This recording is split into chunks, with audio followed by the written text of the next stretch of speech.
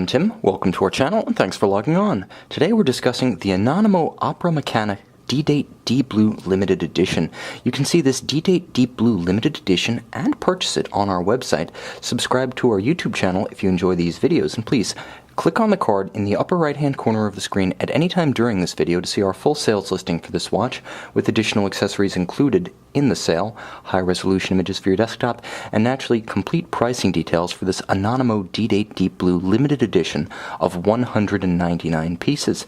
Now, the story behind Anonimo is a fascinating tale of a modern watchmaking exodus, and the exodus was from Panerai, when the company, the original Panerai military contractor watch branch, was purchased by Vendome, a predecessor to today's consolidated Richemont watchmaking group.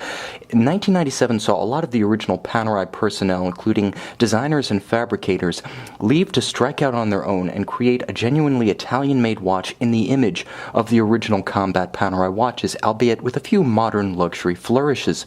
Led by Dino Zay, former chief at the Panerai Sistemi, the defense contractor, Anonimo forged its way from roughly 1998 to approximately 2009, when the original company went bankrupt, leaving a legacy of authenticity and fan-favorite timepieces that remain coveted collector's items to this day, and that's exactly what we have here. 42 millimeters in stainless steel. You can see the family resemblance to Panerai, and it may as well, because it comes from the same minds and the same hands who crafted the original civilian Panerai watches. The watch is 42 millimeters, however, so a little bit more wearable on my 16 centimeter circumference wrist than the traditional 44 millimeter Panerai Betterini case of the modern era. Now, the watch is reasonably thin for what it is, 15 millimeters. It doesn't play 15. As you can see, the generous step of the case flank and the slope of the conical bezel means this is an easy watch to wear underneath sport jacket, loose sweater sleeves, blazer sleeves. In fact, from lug to lug, because it is a fairly compact 51 millimeters across the wrist, not only will it clear most sleeves, but it'll also fit on most wrists, as it will fit on, in my estimation, a wrist as small as 14 centimeters in circumference. If you can wear a 44 millimeter traditional Panerai Luminor, you're going to have no trouble with this watch. And if you're borderline for the Panerai, this watch will be manna from heaven.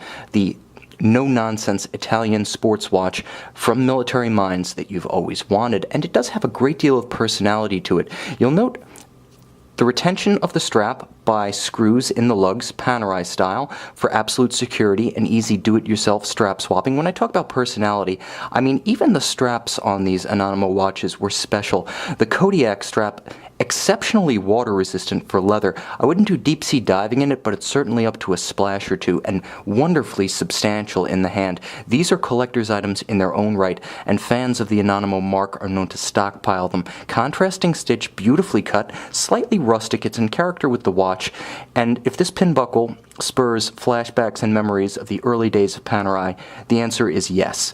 That's where it comes from.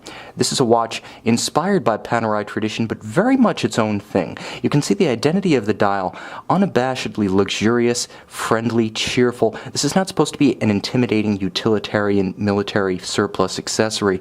This is definitely designed to be worn every day and enjoyed as such. The case finish is wonderfully complex and unexpected. As you can see, the case flanks are actually media blasted. They're not grained, they're not satin. They're sand blasted or bead blasted with a matte finish to them that nicely contrasts with the satin finish of the lug hoods, the case top, and the bezel. This is an unusual contrast. It's rarely used on modern luxury timepieces, but it's used to great effect here.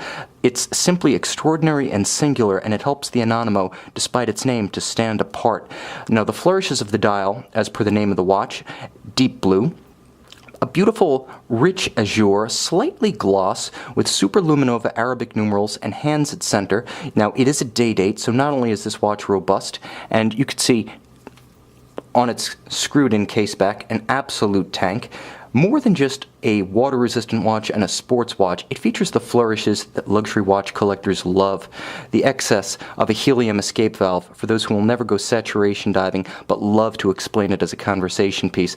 The utility of the D-Date, in my opinion, perhaps the single most useful complication on a watch, and with a rock-solid automatic winding 42-hour power reserve ETA caliber inside, this is the kind of watch that you can set and forget until you reach an irregular length month. Now, it does feature the double quick set. Let me just make sure I roll through the danger zone. The watch isn't actually in its changeover.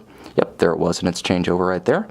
First, you can see hacking seconds, present and correct, a nice mechanical refinement for setting your watch precisely against a reference time, and then there is a double quick set function for cycling the date and the day.